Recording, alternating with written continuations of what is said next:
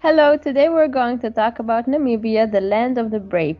What should we look at when doing business there? What are some challenges and opportunities? We're going to share our findings based on our research and the interview that we did with the Namibian embassy. So for the political landscape, Namibia has been an independent country since 1990, and its political system has been relatively stable since then. It is governed by President Hage Geingob, serving as both the head of the government and the head of state. Namibia is also known around the world for being one of the first countries to include the environment and its protection in its constitution. Its elections happen every 5 years in the 13 regions of Namibia, and the Prime Minister is elected after the President. For the geographical landscape, Namibia is located in Southwest Africa and is the second least populated country in the world. The territory can be divided into 5 most common natural regions: the Central Plateau, the Namib Desert, the Great Escarpment, the Kalahari Desert, and the Kavango-Caprivi region. Namibia's Central Plateau is the country's biggest landform.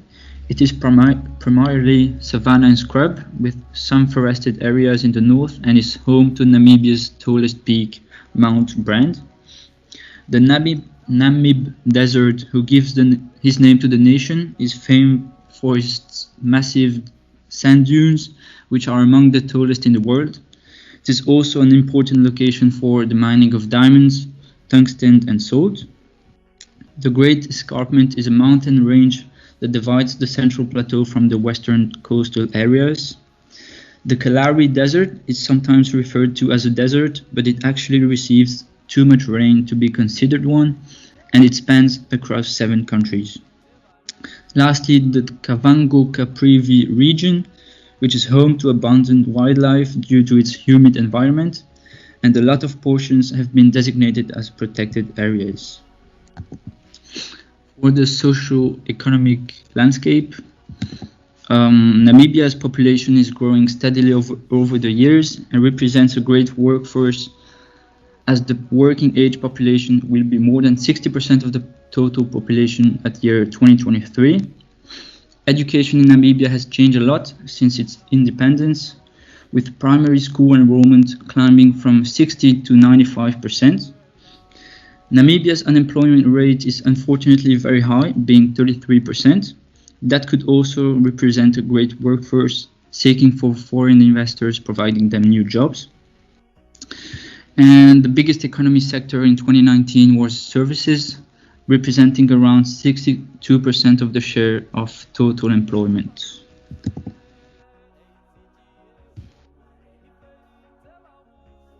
On average, it takes 54 days to start a business in Namibia. Compared to the sub-Saharan African average of 22 days, this is a factor which has room for improvement.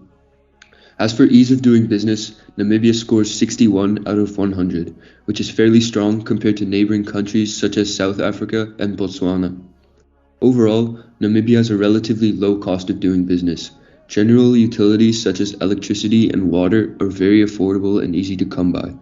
Employment costs are low and wages are reasonable.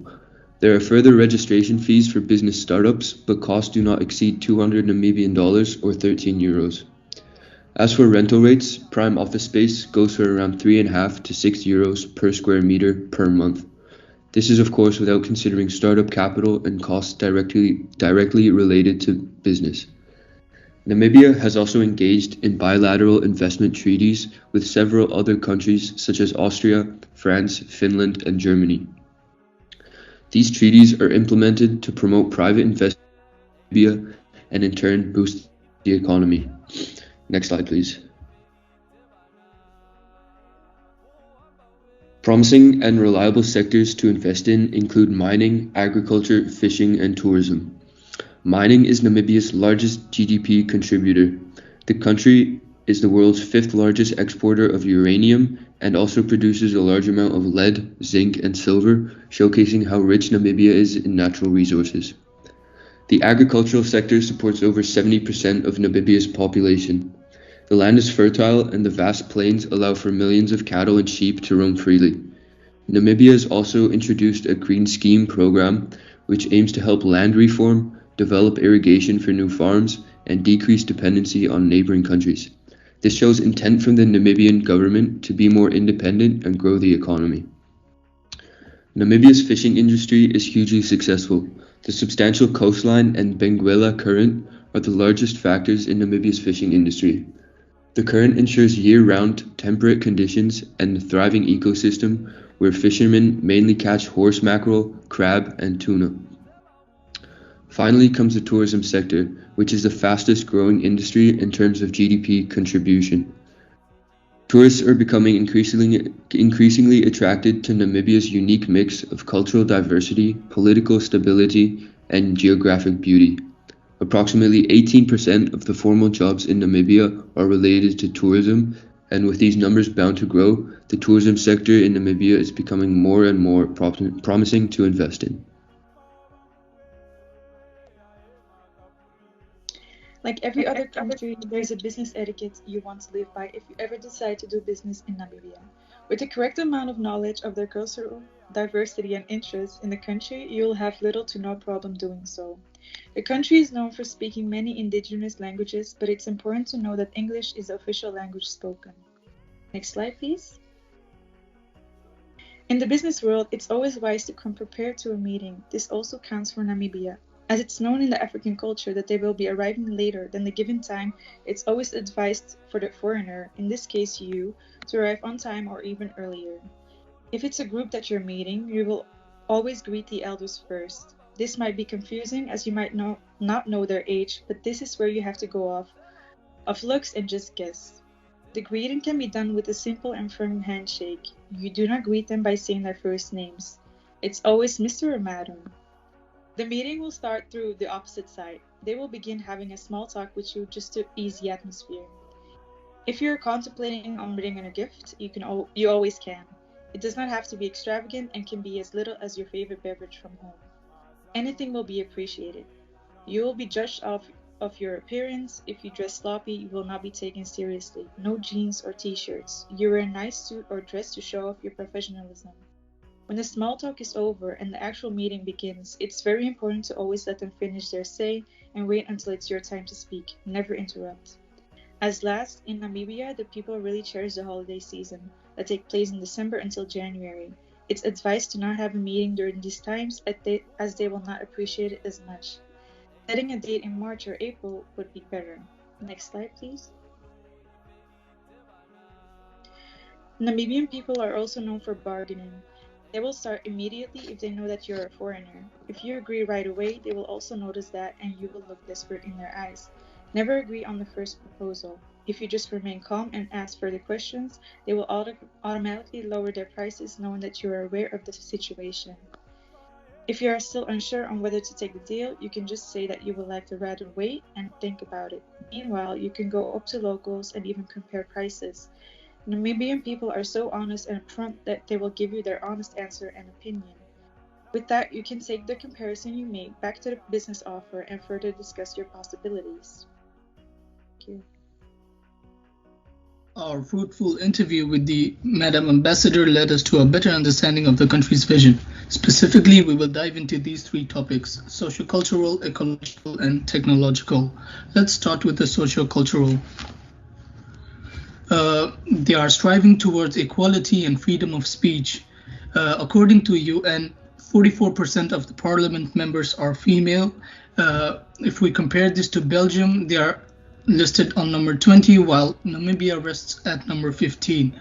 They also have no consequences because there is no censorship for journalists. They can critique without any consequence from the government. Moving on to ecological. Nature conservation is a must in the country as 43% of the land is protected by the state. Why don't we see any advertisements for tourists from in the Western countries to Namibia? Because they do not want mass tourism in Namibia. They want to keep the country as a boutique vacation location. Another thing is the green hydrogen project, where they invested $9.4 billion into, which will soon replace petroleum as fuel. Not only that, but they are also rich in other resources such as natural gas, diamond, and gold, which can be used for trading. Next slide, please. Moving on to the technological aspect, most of the Hollywood movies that are considered classics or blockbusters are shot in Namibia. To give a few examples, 2001 Space Odyssey and Mad Max Fury Road. These because the scenery there is impeccable, and inspired by Hollywood, Namibia themselves want to envision creating their own Hollywood as well. Thank you. After conducting our research, we now have gained a lot of knowledge about Namibia. The country has its pride in the beauty of its nature and nature conservation. It is a boutique touristic destination, and they're not seeking to attract mass tourism. They're passionate about the future plans to become the biggest green hydrogen exporter. When it comes to doing business there, you should find a good niche, build trust, support the communities, and become local. There is a lot of support from the government and other organizations to help you get the right knowledge, and they're open for communication. Our overall experience with this paper was very interesting and educational. We got out of our comfort zone and made new connections, and we're very thankful and are looking forward for the similar projects in the future. Thank you for your attention.